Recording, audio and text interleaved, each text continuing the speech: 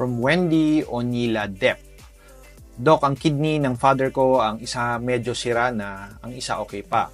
Pwede bang kunin na lang ang isang medyo sira na para hindi na makahawa sa kabilang kidney? May mga piling sitwasyon lamang na kailangan tanggalin yung isang kidney.